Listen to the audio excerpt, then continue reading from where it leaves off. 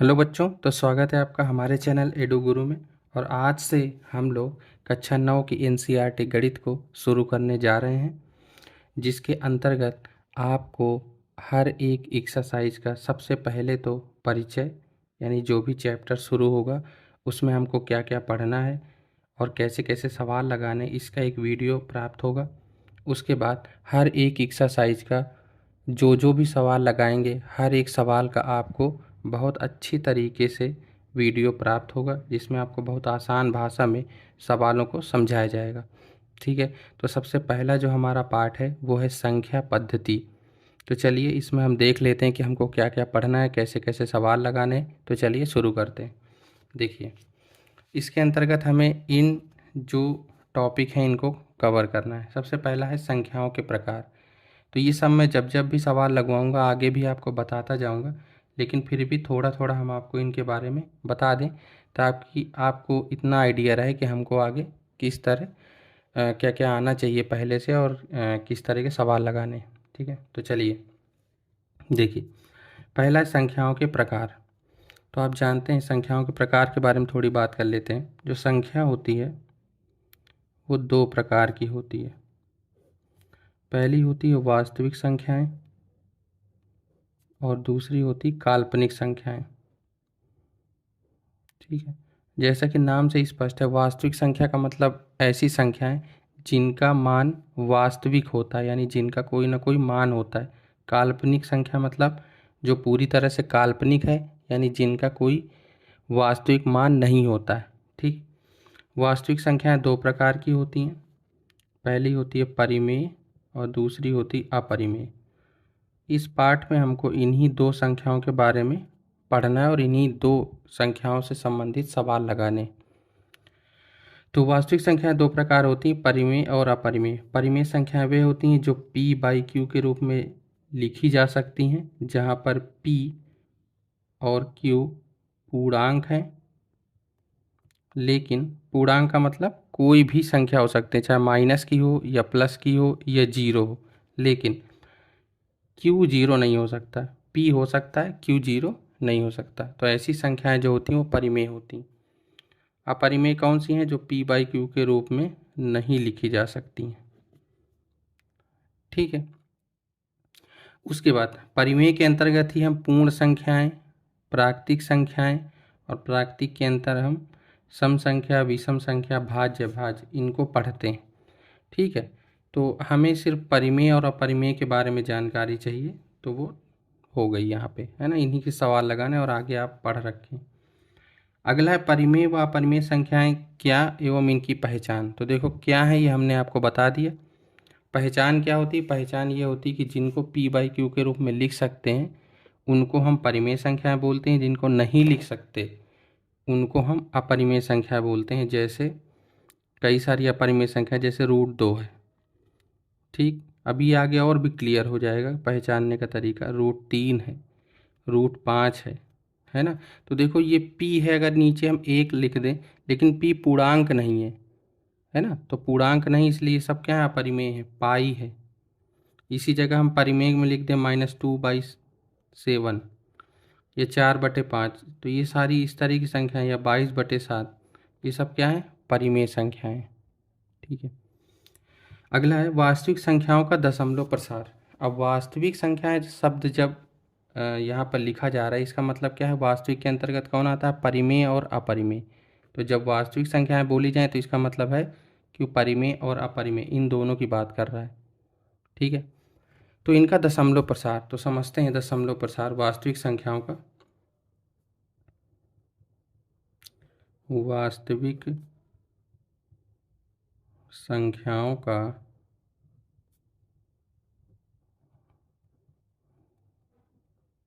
दशमलव प्रसार।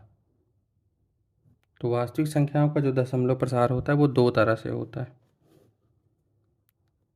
पहला होता है शांत दशमलव प्रसार,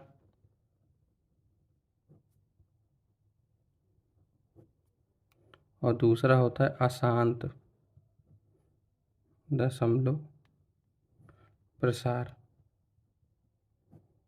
ठीक, आसान भाषा में अगर हम समझें तो शांत दशमलव प्रसार का मतलब ऐसा होता है कि जैसे कोई भी हमें संख्या दी गई मान लीजिए, ठीक है, चाहे वो p/q के रूप में यानी वो परिमेय दी जाए या अपरिमेय दी जाए, उसका हम कुछ ना कुछ मान निकालेंगे। जैसे मान लीजिए हमको कुछ भी दे दिया, मान लो हमको दे दिया गया 4/5, है ना, तो ये कटेगा तो है नहीं, तो इसको हम जब बदलेंगे यानी भाग देंगे तो कुछ ना कुछ दशमलव में आएगा।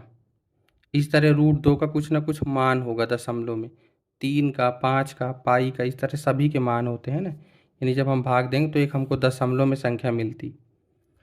अब वो दशमलव में जो संख्या हमको मिली है, देखो उसमें क्या है कि अगर दशमलव प्रसार जो चल रहा है, जैसे किसी का हो गया 0.875 इस तरह का, या किसी का आ रहा है 0.888, इस तरह ये अलग अलग टाइप के दशमलव प्रसार होते हैं। तो अगर दशमलव प्रसार समाप्त हो जाए, खत्म हो जाए, तो ऐसा दशमलव प्रसार होता है शांत दशमलव प्रसार। जैसे 4/5 का क्या होगा, 0.8, ठीक है। ऐसे जितने भी, मान लीजिए किसी का ये लिखा 0.756, तो ये दशमलव प्रसार क्या है, देखो समाप्त हो गया, ठीक है ना। ये समाप्त क्यों हुआ, ये इस पर भी चर्चा कर लें। तो देखो ये समाप्त तब होता है जैसे 5 का भाग दिए, तो इसका मतलब ये है कि जो शेषफल है वो क्या हो जाएगा, 0 आ जाए। शेषफल क्या आ जाए, 0, तभी तो दशमलव प्रसार समाप्त होगा ना। तो ऐसे दशमलव प्रसार जो होते हैं वो क्या होते हैं, शांत दशमलव प्रसार। सॉरी। उसके बाद अशांत दशमलव प्रसार क्या होते हैं, जो समाप्त ना हो, ठीक है, यानी जो लगातार चलते ही जाए, उनमें कभी भी शेषफल शून्य नहीं आता है, या √2 √3 इस तरह के जब नंबर को हम इनके मान निकालते हैं तो ये कभी समाप्त नहीं होते। तो कभी समाप्त नहीं होते तो ये दो तरह के हो जाते हैं। देखो, पहला हो जाता है अशांत आवर्ती दशमलव प्रसार, ठीक, और दूसरा होता है अशांत अनावर्ती। समझिएगा, अशांत अनावर्ती। अशांत आवर्ती का मतलब ये होता है कि ऐसे नंबर जो हों, जैसे कि वो शांत तो ना रहे, यानी उनका दशमलव प्रसार तो चलता रहे, ठीक है, लेकिन वही बार बार बार बार रिपीट होता रहे। जैसे 1/3 निकालें तो इसका क्या आएगा, 0.33333। अब देखो ये रुकेगा कभी नहीं, लेकिन आएगा क्या, हमेशा 333, ठीक है ना। ऐसे ही जैसे हम 1/7 का मान लो निकालें, ठीक, तो इसका भी ऐसे ही क्या करेगा, हमेशा रिपीट ही होता रहता है। जैसे क्या होगा, 0.142857, और उसके बाद फिर यही रिपीट होगा 145, तो इसमें बार चिन्ह लगा देते हैं, इसका मतलब इतना ही इतना रिपीट होगा, ठीक है। उसके बाद यहाँ पर देखो क्या होता है कि ये जो दशमलव प्रसार का खंड होता है, इसको खंड हम बोलते हैं, कि कोई कितना रिपीट, कभी कभी होता है एक एक नंबर रिपीट होता है, कभी दो दो होता है, कभी किसी का भाग देते हैं तो 4 अंक बाद बार बार रिपीट होता है। जैसे यहाँ पर क्या है, 6 अंक बाद रिपीटेशन हो रहा है ना। आप 1/7 निकालेंगे तो 6 अंक तक भाग ऐसे गया और पुनः वही आ गया, फिर से उसी तरह भाग जाएगा, एक बार, 4 बार, 2 बार, फिर यही आएगा, फिर 6 बार भाग होगा, फिर यही आएगा, है ना। तो ये होते हैं अशांत आवर्ती, जिसमें कि दशमलव प्रसार तो अशांत रहे लेकिन संख्या बार बार वही रिपीट होती। अशांत अनावर्ती क्या है कि उसका दशमलव प्रसार खत्म भी नहीं हो रहा और कभी रिपीट भी नहीं करेगा, हर बार नया नंबर। जैसे √2 का निकालें तो √2 का क्या होगा, 1.4142135, इसी तरह आगे बढ़ता चला जाएगा, कभी नहीं रिपीट होता। इसी तरह पाई का निकालें तो 3.1415925, ऐसे डॉट डॉट पूरा चलता रहता है। समझ रहे हो ना, कि कभी रिपीट नहीं होते, तो ऐसे होते हैं अशांत अनावर्ती, ठीक। अब ये बात कर लेते हैं कि देखो वास्तविक संख्याएं दो तरह की होती हैं, परिमेय और अपरिमेय। तो जाहिर सी बात है कि जो शांत दशमलव प्रसार या इनमें भी कोई ना कोई परिमेय का होगा। तो देखो जो शांत दशमलव प्रसार है ना, तो शांत दशमलव जो प्रसार होता है ये किसका होता है, परिमेय का होता है, क्योंकि है तो वास्तविक संख्याओं के, तो कोई ना कोई परिमेय का होगा, कोई ना कोई अपरिमेय का होगा। तो जो शांत दशमलव प्रसार है वो किसका होता है, परिमेय का होता है। इसी तरह जो अशांत आवर्ती है वो भी किस में होता है, परिमेय में, यानी इनको ये कह लीजिए कि ये परिमेय संख्याओं का दशमलव प्रसार है, या ये कह लीजिए कि अशांत आवर्ती जो होता है, यानी इस तरह के जो दशमलव प्रसार होते हैं उनको हम परिमेय संख्याओं में बदल सकते हैं। शांत दशमलव प्रसार को परिमेय संख्या में बदला जा सकता है, लेकिन जो अशांत आवर्ती होता है ये हमेशा किसका होता है? अपरिमेय का होता है। ठीक है, किसका होता है? ये अपरिमेय का। यानी इनको, ये इस तरह के नंबर लिखें तो इनको कभी भी हम परिमेय संख्या में बदल नहीं सकते। परिमेय संख्या में उन्हीं को बदला जा सकता है जो शांत दशमलव प्रसार, यानी जिनका दशमलव प्रसार खत्म हो जाए, या तो खत्म ना हो तो बार बार वो नंबर रिपीट होना चाहिए। तो ये दो परिमेय के होते हैं और ये अपरिमेय के होते हैं। ठीक है, इतनी बात क्लियर है। आगे देखो, यहाँ तक हो गया। उसके बाद अगला है वास्तविक संख्याओं का संख्या रेखा पर निरूपण। तो अब यहाँ पर दोनों का है। तो देखो, हम परिमेय संख्याओं के निरूपण से जुड़े हुए इस चैप्टर में सवाल नहीं है, केवल अपरिमेय संख्याओं का।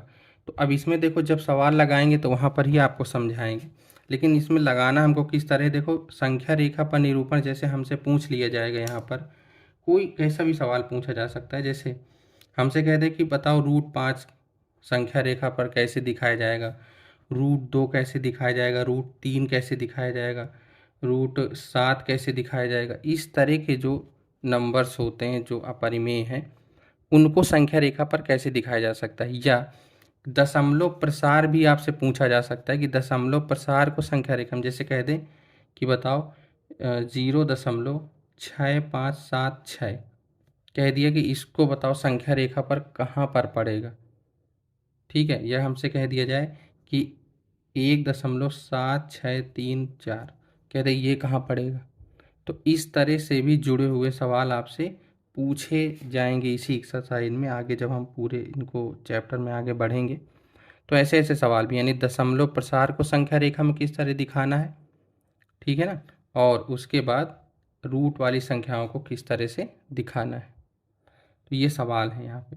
अगला है वास्तविक संख्याओं पर संक्रियाएं। इसका मतलब ये है कि छोटी छोटी चीज़ें हमसे पूछी जाएंगी। जैसे हमसे पूछ लिया जाए कि √5 धन √3, √5 माइनस √3, है ना, इस तरह की संक्रियाएं कि हल करने पर क्या होगा।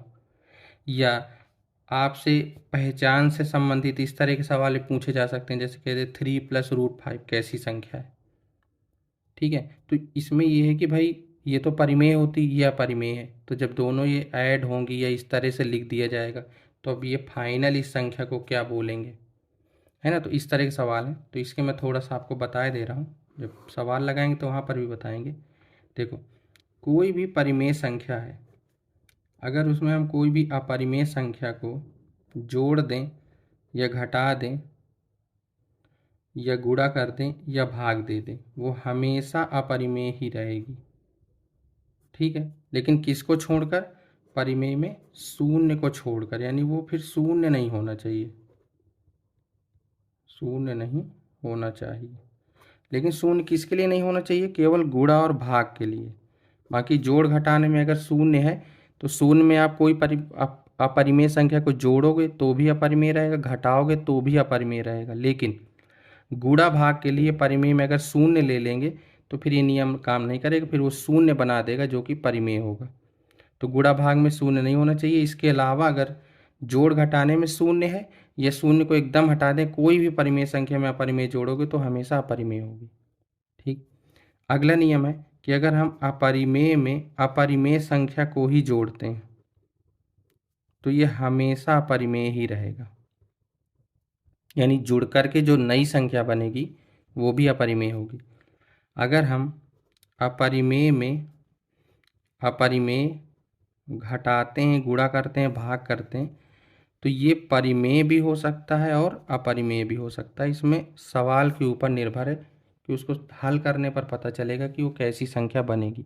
जैसे अगर हम ले लें √2 और उसी में दूसरी अपरिमेय संख्या मान लो √2 ही ले लें तो घटाओगे तो शून्य हो जाएगा जो कि एक परिमेय संख्या है ना। ये गुणा कर रहे हो तो √2 गुणे √2, अगर समान संख्याएं लेंगे तो फिर क्या होगा? परिमेय होगा। अगर मान लीजिए समान नहीं ले रहे हैं तो जाहिर सी बात है कि क्या होगा? अपरिमेय होगा। तो ये सवाल के ऊपर निर्भर है, लेकिन जो एकदम तय है कि अपरिमेय में अपरिमेय दूसरी जोड़ोगे या वही जोड़ोगे तो अपरिमेय होगा, और परिमेय अपरिमेय में अपरिमेय संख्या बनेगी केवल शून्य को छोड़कर जब परिमेय लेंगे, वो भी गुणा भाग में। ठीक है, तो इस तरह से इसकी पहचान से जुड़े हुए सवाल भी आएंगे, संक्रियाओं से जुड़े हुए सवाल भी आपसे पूछे जाएंगे, कोई ना कोई हल करवा लेगा। आगे वास्तविक संख्याओं के लिए घातांक नियम, तो इससे जुड़े हुए सवाल जैसे आपसे कह दिया जाए कि 3 की घाते 5/3 कहेगा इसका मान बताओ, या कह दे कि 27 की घाते 1/3 इसका मान बताओ, या कह दिया 3 की घाते 1/5 गुणे 81 की घाते 2/5 इसका मान बताओ। तो इस तरह के आपसे कई सारे सवाल पूछे जाएंगे आगे। ठीक है, तो इस पूरे पाठ में हमको इतना ही पढ़ना है, जो शुरू करने से पहले जानकारी होनी चाहिए वो हमने आपको बता दिया है। हालांकि जब हम सवाल करवाएंगे तो वहाँ पर आपको ये सब कुछ फिर से बताएंगे, लेकिन चूंकि शुरू कर रहे हैं तो आपको एक आइडिया होना चाहिए कि हमको इतना पता होना चाहिए। तो दशमलव प्रसार के बारे में आपको पता होना चाहिए, परिमेय संख्या क्या है, अपरिमेय क्या है, कैसे पहचानेंगे ये पता होना चाहिए। ठीक है, या कोई दो संख्या जुड़ घट रही हैं तो पता होना चाहिए कि फाइनल क्या बोलेंगे उसको। संख्या रेखा पर निरूपण जब सवाल आएगा तो वहाँ आपको समझाएंगे कि इनको किस तरह से दर्शाते हैं, या दशमलव प्रसार वाली संख्याओं को किस तरह से दर्शाते हैं।